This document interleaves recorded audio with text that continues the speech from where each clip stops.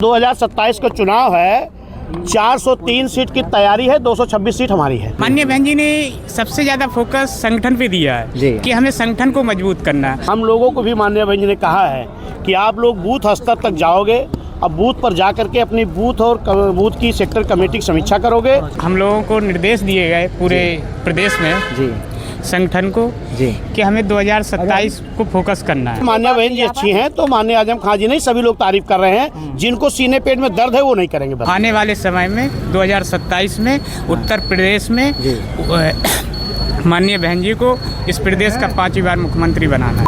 देखिए, बहुजन समाज पार्टी की जो बड़ी महत्वपूर्ण बैठक थी, जो जनसभा हुई थी 9 अक्टूबर को मान्यवर काशीराम जी की परिनिर्वाण दिवस के अवसर पर, उसमें जो जनसैलाब उमड़ा था, उसके बाद बहन जी ने बैठक बुलाई और उस बैठक में बहन जी ने इन तमाम आए हुए पदाधिकारियों को धन्यवाद भी ज्ञापित करा। लेकिन सबसे बड़ी बात यह है कि बहन जी ने क्या कुछ दिशा निर्देश दिए, क्या रणनीति बनी 2027 के लिए? देखिए, माननीय बहन जी ने आज प्रदेश की बैठक बुलाई उसमें हम लोगों को निर्देश दिए गए पूरे प्रदेश में संगठन को कि हमें 2027 को फोकस करना है और हमें जो बूथ कमेटी की समीक्षा करना है, जो शेष कार्य रह गया है उसको हमें पूरा करना है और पूरा करके पोलिंग बूथ तक हम लोगों को जाना है और संगठन को मजबूत करके आने वाले समय में 2027 में उत्तर प्रदेश में माननीय बहन जी को इस प्रदेश का 5वीं बार मुख्यमंत्री बनाना है। 2007 के बाद 2027 में बिल्कुल कार्यकर्ता ने तय कर लिया। साथ बहन जी तो पॉइंट्स पे बात करती हैं, तो आप लोगों ने उन्होंने क्या कुछ पॉइंट्स आज आप लोगों से शेयर करे, क्या कुछ दिशा निर्देश? माननीय बहन जी ने सबसे ज्यादा फोकस संगठन पे दिया है कि हमें संगठन को मजबूत करना है। संगठन को हमें पोलिंग बूथ से लेके सेक्टर तक हमें मजबूत करना। जब हमारा पोलिंग बूथ मजबूत होगा तो निश्चित रूप से ही हम पोलिंग जीतेंगे, विधानसभा जीतेंगे और फिर हम प्रदेश में अपनी सरकार बना पाएंगे। एक और सवाल है कि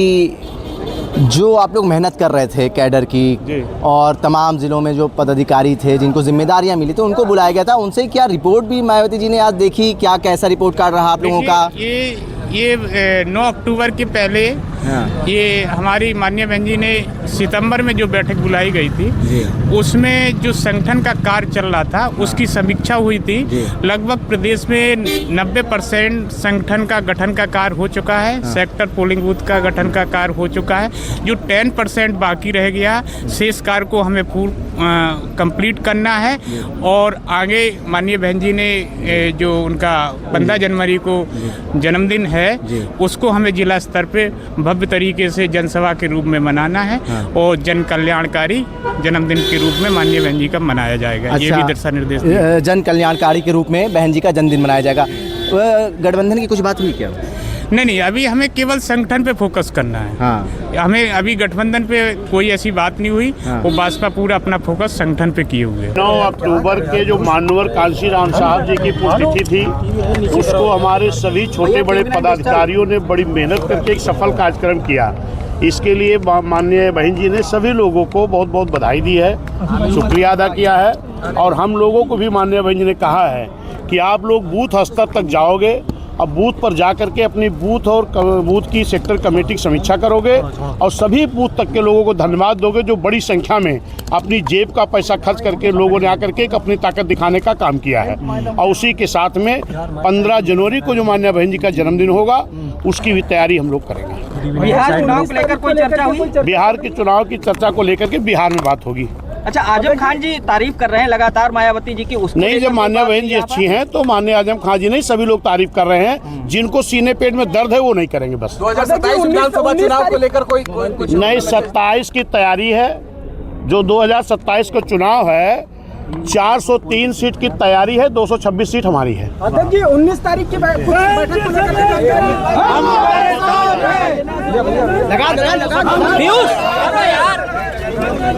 हम आपके साथ हो गया।